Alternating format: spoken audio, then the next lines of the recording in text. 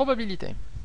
Alors, le but de ce chapitre est de voir très simplement comment étudier une expérience aléatoire, comment déterminer la probabilité d'un événement, comment utiliser efficacement un arbre de probabilité, voir les propriétés les plus importantes concernant les événements indépendants, les événements incompatibles, et on finira par l'étude des variables aléatoires.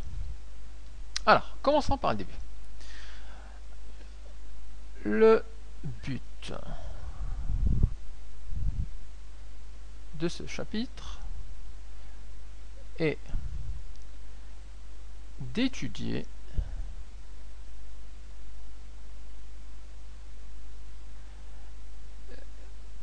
les expériences aléatoires.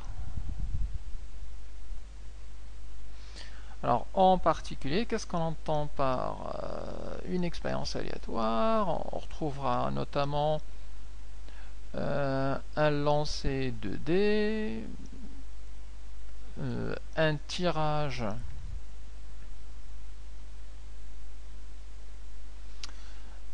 dans une urne, ou alors différents jeux se basant sur le hasard, avec des dés, avec des boules, des jeux se basant sur le hasard.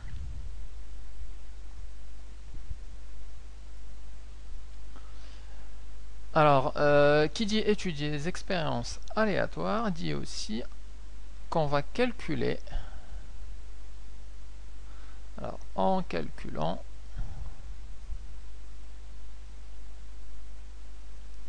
la chance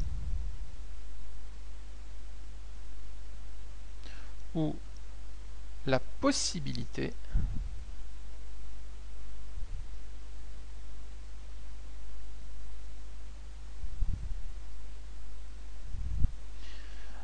de certains événements aléatoires.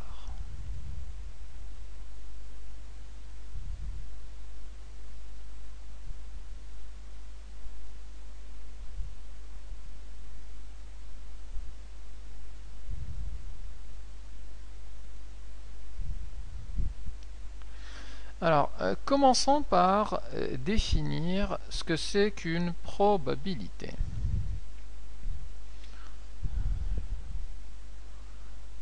Alors, définition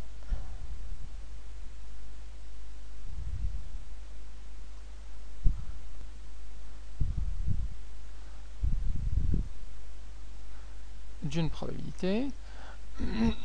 Alors, il y a toujours la définition bien rigoureuse, très complète, mais du coup incompréhensible. Alors, je vais essayer de simplifier, de donner une version allégée, en disant que dans un univers gamma qui regroupe les événements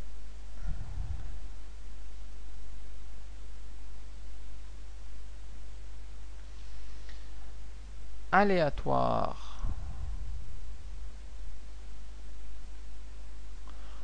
possibles d'une expérience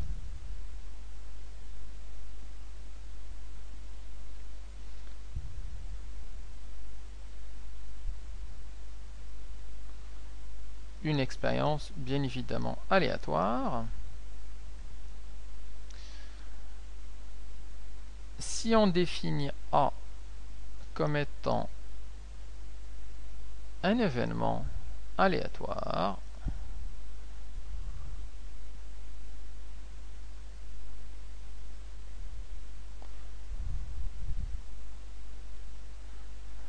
ça peut être A correspond à l'obtention du chiffre 6 lorsqu'on lance un dé. Donc un événement aléatoire Alors la probabilité de cet événement, on écrit P de A égale au nombre de cas favorables correspondant à la possibilité A divisé par le nombre total des cas.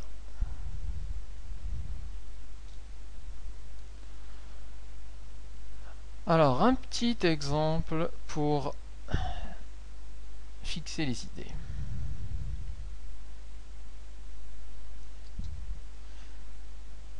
Alors, pour calculer une probabilité, en fait, on a besoin de deux choses. On a besoin de calculer les cas favorables de l'événement, le cas favorable de l'obtention du 6 lors d'un lancer D, et on a besoin aussi de calculer le nombre total des cas.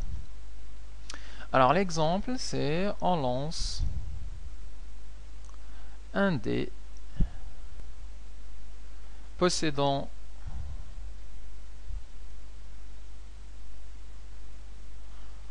deux faces vertes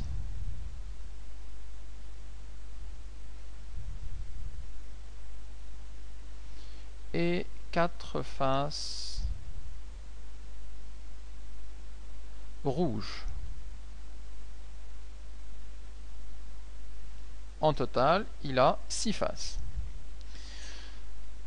Alors, on va appeler l'événement A obtenir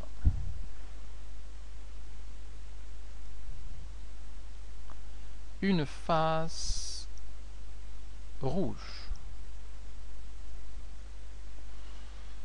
On va appeler B, c'est le fait d'obtenir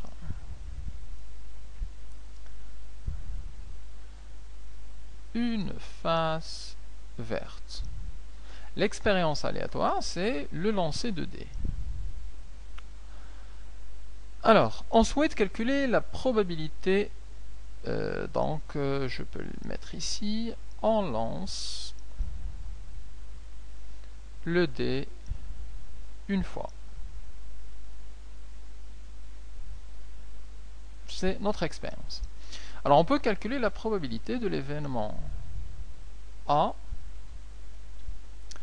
qui va être, alors les possibilités, lorsqu'on lance un dé a 6 faces, donc il a 6 possibilités.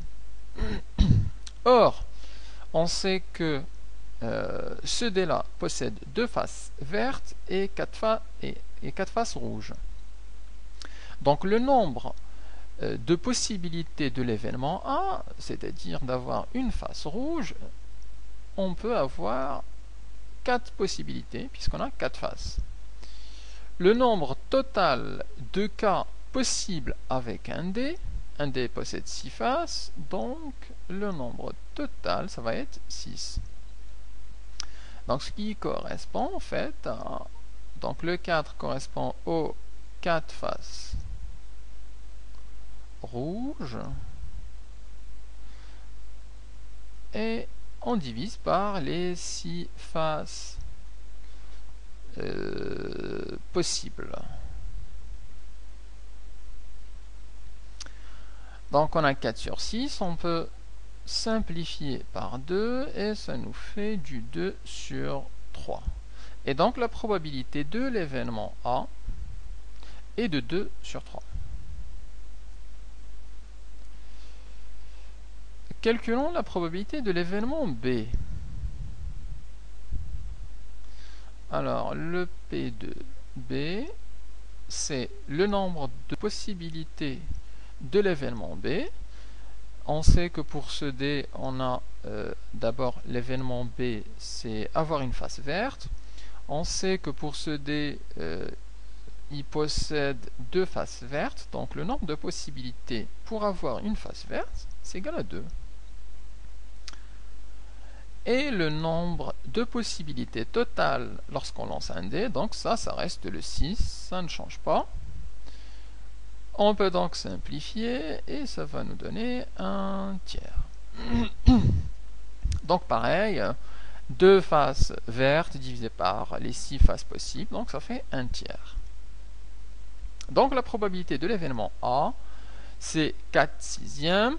La probabilité de l'événement B, c'est un tiers. 2 sixièmes, donc un tiers. Alors, quelques propriétés directes.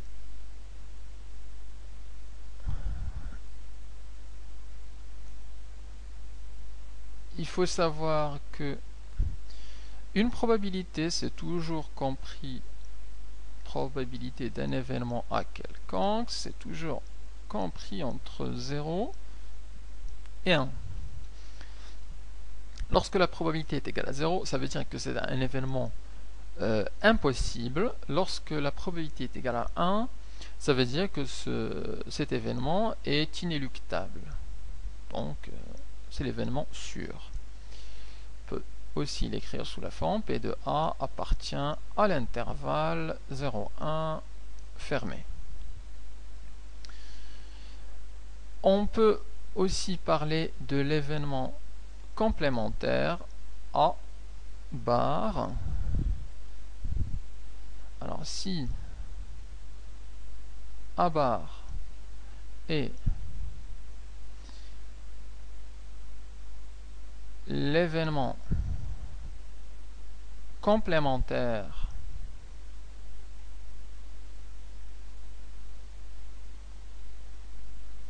de A, dans le sens des ensembles, lorsqu'on a un ensemble, donc ça c'est l'ensemble oméga, et si on a à l'intérieur ici l'ensemble A, alors l'ensemble A bar correspond à l'autre partie, à tous les éléments qui n'appartiennent pas à A. Donc c'est le A bar.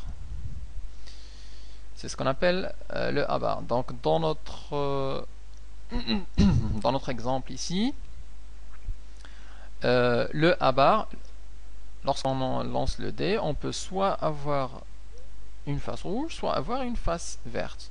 Donc on peut dire que l'événement complémentaire de A, c'est-à-dire A bar, c'est égal à B. Puisque les deux, si je mets ici l'ensemble oméga des probabilités, alors on peut soit avoir une face rouge, soit on peut avoir une face verte. On ne peut pas non pas obtenir ni rouge ni vert, ou alors en même temps obtenir R et vert. Donc on peut dire ces deux ensembles-là en fait sont complémentaires, et donc on peut dire que pour notre exemple, le A bar c'est simplement égal à B. D'ailleurs, on le verra dans la propriété, ça nous donne une relation entre les probabilités. Vous remarquerez ici que le 2 tiers plus 1 tiers c'est égal à 3 sur 3, donc égal à 1. Et c'est justement ce que dit la propriété. Elle nous dit que le P de A bar c'est égal à 1 moins la probabilité de l'événement A. Donc si on connaît la probabilité de A, on peut trouver directement la probabilité de A bar.